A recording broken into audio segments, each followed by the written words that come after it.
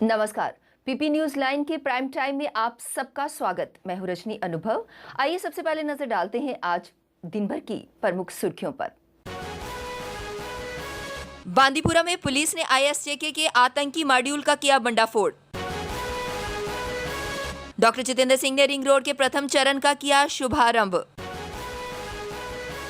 रविवार को श्रद्धापूर्वक तरीके से मनाया गया नागपंचमी का त्योहार। और मनोज सिन्हा ने कटरा बनिहाल रेलवे लाइन परियोजना के शेष भाग को 15 अगस्त 2022 तक पूरा करने के दिए निर्देश।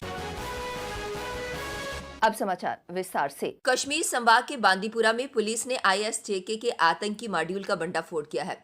आतंकियों के 5 मददगार गिरफ्तार किए गए हैं, जिनमें से 4 बांदीपुरा के विभिन्न इलाकों के रहने वाले हैं, जबकि एक अन्य श्रीनगर का रहने वाला है।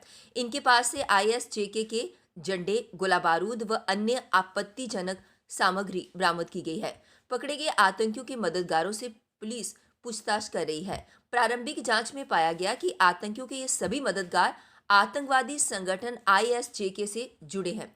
वहीं पूछताछ के दौरान एक अहम खुलासा भी हुआ है। आतंकवादियों के इन मददगारों ने कबूल किया है कि वे भविष्य में हमला करने के लिए सेना के शिविर की रेकी कर रहे थे। इतना ही नहीं, स्थानीय युवाओं को आतंकी संगठन में शामिल होने के लिए प्रेरित भी कर रहे थे।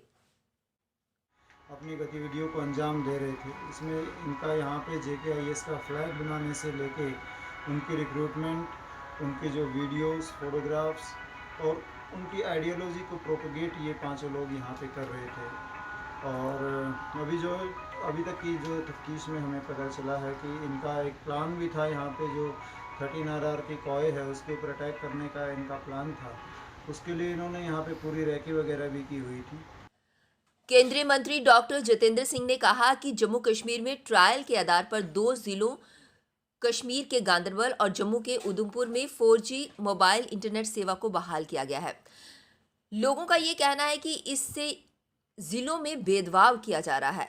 ऐसा कुछ नहीं है। ट्रायल के आधार पर चरणबद्ध तरीके से 4G को बहाल करने का काम अन्य जिलों में भी शुरू होगा।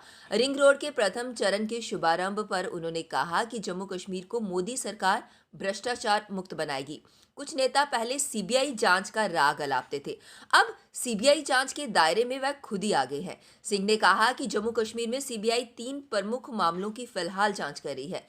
इनमें जेके बैंक घोटाले के अलावा पूर्व मंत्री के ट्रस्ट के नाम आवंटित कठुआ भूमि मामला और पत्नी टॉप केस शामिल है। उन्होंने कहा कि जम्मू रिंग रोड के पहले चरण के लोकार्पण से जो विकास की शुरुआत हुई है वह अब निरंतर आगे बढ़ती जाएगी। जम्मू संभाग में कई एम्स समेत कई परियोजनाओं पर काम जोरों शोरों से चल रहा है।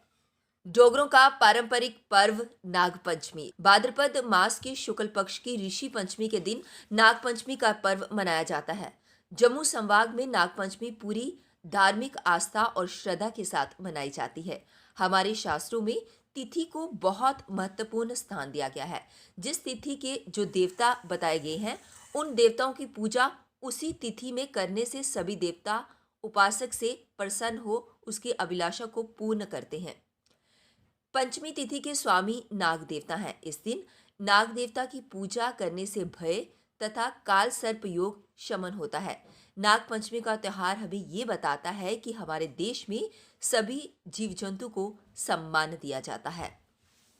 उपराज्यपाल मनोज सिन्हा ने कटरा बनिहाल रेलवे लाइन परियोजना के शेष भाग को 15 अगस्त 2022 तक पूरा करने का निर्देश दिया। काम निर्धारित समय पर पूरा हो, इसके लिए उन्होंने परियोजना पर काम कर रही एजेंसियों को पूर्ण समर्थन देने का आश्वासन भी दिया।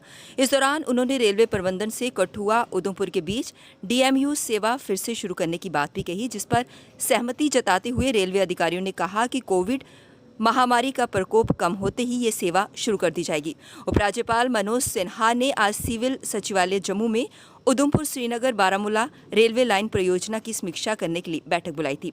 उन्होंने रेलवे व प्रशासनिक अधिकारियों से कहा कि 27,949 करोड़ रुपए की लागत से बनने वाली 272 किलोमीटर लंबी ये रेलवे लाइन परियोजना राज्य विकास के लिए बहुत अहम है।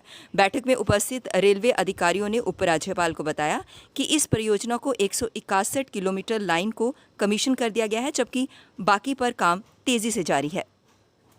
प्रधानमंत्री नरेंद्र मोदी ने रविवार को देशवासियों को किसानों के त्योहार नुआखाई की बधाई पर शुभकामनाएं दी और अन्नदाताओं की सराहना करते हुए कहा कि उनके प्रयासों से ही देश का पेट भरता है। मोदी ने ट्वीट कर कहा कि नुआखाई का ये विशेष मौका हमारे किसानों की मेहनत का पर्व है, उनके ही प्रयासों से देश का पेट भरता है। उन्होंने कहा कि ये शुभ दिन सभी के जीवन में समृद्धि लाए और सभी को अच्छी सेहत प्रदान करे। भारत में कोविड-19 के मामले रविवार को 30 लाख के आंकड़े को पार कर गए, जबकि 16 दिन पहले ही ये संख्या 20 लाख के पार पहुंच गई थी। रविवार को 69,239 नए मामले सामने आए, लेकिन अच्छी बात यह है कि संक्रमण से स्वस्थ होने वाले लोगों की संख्या 22.5 लाख से ज्यादा हो गई है और जांच में रिकॉर्ड तेजी आई है। देश की सबसे पुरानी पार्टी कांग्रेस में युवाओं नेताओं के बागी तेवरों के बीच पार्टी में बदलाव की मांग तेज हो गई है। पार्टी के 23 वरिष्ठ नेताओं ने सोनिया गांधी को पत्र लिखा है, जिसमें ऊपर से लेकर नीचे तक बदलाव की मांग की गई है। यह खत 5 पूर्व मुख्यमंत्रियों, कांग्रेस कार्यसमिति के सदस्य, सांसद और 1 दर्जन से अधिक पूर्व केंद्रीय मंत्रियों ने लिखा है। इस बीच सोमवार सुबह 11 बजे CWC की बैठक होनी है। माना जा रहा है कि इसमें कई नेता अपने विचार व्यक्त करेंगे। देश के इंफ्रास्ट्रक्चर को मजबूत करने में लगी केंद्र सरकार रेल को पहाड़ों तक पहुंचाने का काम कर रही है। केंद्रीय रेलवे मंत्री पीयूष गोयल ने कहा कि श्रद्धालुओं को उत्तराखंड स्थित 4 धाम यात्रा में कोई दिक्कत ना हो, इसके लिए भारतीय रेलवे बहुप्रतीक्षित योजनाओं पर काम कर रही है। 327 किलोमीटर लंबी इस रेल ट्रैक परियोजना के जरिए भारतीय रेलवे 4 धामों को जोड़ने का काम कर रही है। गोयल ने ट्वीट कर कहा कि प्रधानमंत्री नरेंद्र मोदी के नेतृत्व में भारतीय रेलवे श्रद्धालुओं के लिए उत्तराखंड में स्थित 4 धाम गंगोत्री, यमुनोत्री, बद्रीनाथ और केदारनाथ की यात्रा को सुगम करने जा रही है। पाकिस्तान ने अपने काउंटर टेरर फाइनेंसिंग कार्यों के मद्देनजर मोस्ट वांटेड आतंकी दाऊद इब्राहिम, लश्कर तैयबा के मुखिया हाफिज सईद और जैश-ए-मोहम्मद के सरगना मसूद अजहर पर कार्यवाही तेज कर दी है और इन पर संयुक्त राष्ट्रों के प्रतिबंधों को लागू करने के लिए कड़े कदम उठा रहे हैं। इस्लामाबाद हाफिज सईद के अलावा LET के 7 अन्य आतंकियों पर भी प्रतिबंध लगाने जा रहा है। यहाँ गौर करने वाली बात यह है कि अब तक जिस अंडरवर्ल्ड डॉन दाऊद इब्राहिम के अपने यहाँ होने से पाकिस्तान इनकार करता आ रहा था, उस पर भी कार्यवाही की जा रही है। PP news line prime time के आज के इस अंक में बस इतना ही। मुझे और मेरी पूरी टीम को दीजिए इजाजत और आप देखते रहिए PP न्यूज लाइन। नमस्कार।